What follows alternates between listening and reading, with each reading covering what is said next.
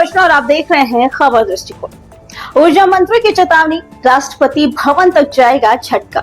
3 साल की समझाइश फेल, अब मंत्री जी खुद मैदान में। बिजली विभाग की ढीठ व्यवस्था पर मंत्री का गुस्सा हाई वोल्टेज लगता है। अब बिजली विभाग की करंट व्यवस्था को सुधारने खुद ऊर्जा मंत्री को हाई वोल्टेज अवतार लेना पड़ रहा है। ऊर्जा मंत्री ए.के. शर्मा ने साफ साफ कह दिया, 3 साल तक बहुत समझाया, अब तीर निकलने वाला है और जब राम जी की तरह तीर चलेगा तो दिल्ली तक कोई नहीं बच पाएगा, चाहे राष्ट्रपति भवन ही क्यों ना हो। ऊर्जा मंत्री की ये चेतावनी किसी राजनीतिक बयानबाजी से ज्यादा सिस्टम की उस जर्जर हकीकत को उजागर कर रही है, जिसमें अधिकारी ट्रांसफर और सस्पेंशन तक को हल्के में ले रहे हैं। कल ही बैठक में झाड़ पड़ी और आज खुले मंच से मंत्री को सुदर्शन चक्र घुमाने की बात कहनी पड़ रही है। सोचिए हालात कितने बिगड़े होंगे। ऊर्जा मंत्री दुखी है, आम जनता तो रोज लाइट कटने से रो रही है और अधिकारी वो तो जैसे सरकारी एसी में आराम फरमा रहे हैं। अब देखना ये है कि मंत्री जी का तीर किसे बींधता है या फिर ये सिर्फ हवा में छोड़ा गया एक बयान बनकर ही रह जाएगा। मैं तो जनता से सीधा कहता हूँ कि जहाँ कहीं भी हमारे कर्मचारी बदमाशी कर रहे हो, उनसे विनम्रता पूर्वक व्यवहार करिए, लेकिन साथ ही उसी विनम्रता के साथ हमारे ध्यान में ये बात अवश्य लाइए कि यहाँ आपका ये अधिकारी जो है गड़बड़ी कर रहा है। आप लोग हमारी आंख कान बंद करके, आप लोग हमारा कैमरा बंद करके, आप लोग हमारी दूरबीन बंद करके मित्रों काम करो, देखो देखते देखते ये सब जो है व्यवस्था सही हो जाएगी।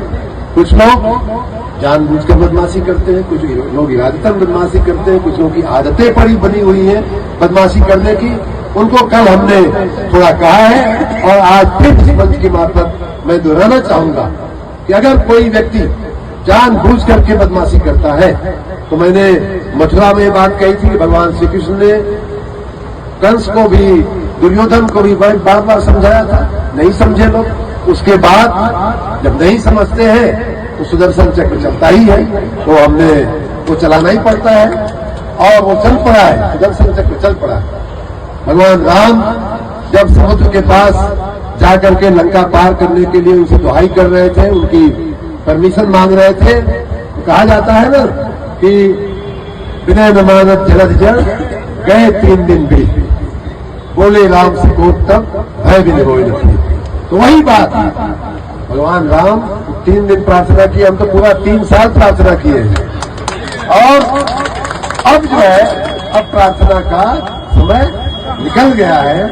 अब जो है भय बिन हो इन प्रीत, वो मुझे अब वही एक रास्ता दिखाई दे रहा है। और अगर ये कोई समझता है कि मंत्री हमारा क्या बिगाड़ लेंगे, ट्रांसफर करने का पावर तो है नहीं, सस्पेंड करने का पावर तो है नहीं।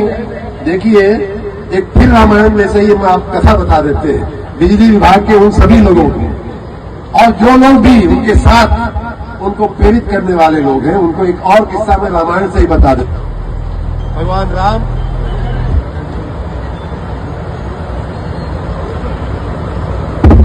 भगवान राम मां सीता के साथ एक बार बैठे हुए थे। इंद्र का बेटा जैन उसका नाम था, उसने बदमाशी किया और मां सीता के पैर में चोट मारा। रामायण में इस प्रसंग का उल्लेख है, बड़े विस्तार के साथ उल्लेख है।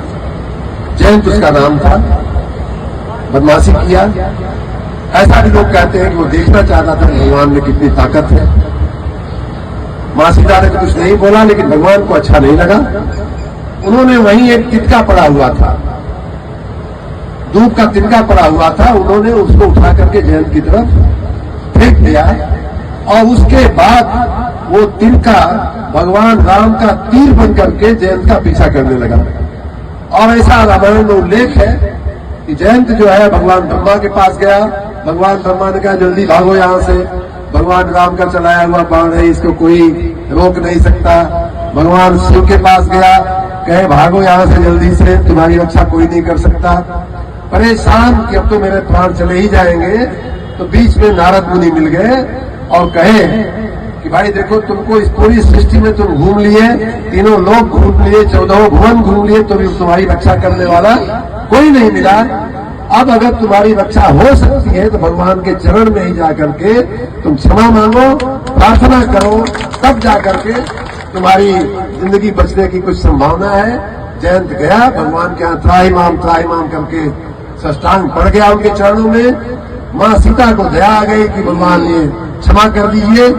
और अब असली बात मैं कह रहा हूं कि तिनका जो होता है जब चल जाता है तो भगवान राम ने कहा भाई माफ तो मैं कर दिया, लेकिन इस बाण का क्या करूं, बाण जो छूट गया है वो तो कहीं न कहीं कुछ न कुछ तो करेगा।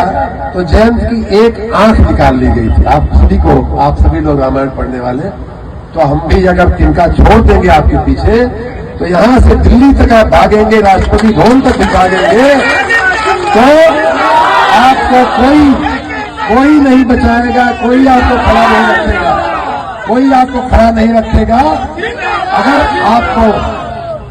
अगर आपको लगता है कि आप किसी के संरक्षण में बिजली विभाग को और आम जनता को परेशान करके आप सुरक्षित रह सकते हैं तो आपका बहुत बड़ा भ्रम है। हम जनता के लिए अपनी नौकरी छोड़ करके आए हैं और हम जनता के लिए हम कुछ भी करने के तैयार हैं, इसलिए किसी को शंका नहीं होनी चाहिए। तो बिजली की व्यवस्था मऊ जिले सहित पूरे प्रदेश में सही करने में लगे हुए हैं। और एक और बात कह दूं, ये देखिए माननीय सुधाकर भाई, पार्टी तो है उनकी, एक पार्टी तो है ही है, पार्टी है तो पार्टी के नाते कुछ न कुछ तो पार्टी वाले बोलते हैं। लेकिन मैं आपको ये बता दूं कि जब उनकी पार्टी का शासन था यहाँ 17 तक, तो 2012 से 17 तक 5 साल में जो सबसे ज्यादा बिजली की मांग थी 12,000 मेगावाट 13,000 मेगावाट यही रहती थी। और ये सपा के कुछ के दस्तावेज में से आप निकाल सकते हैं। इस खबर में फिलहाल इतना ही। बाकी खबरों के लिए जुड़े रहे खबर दृष्टिकोण के साथ।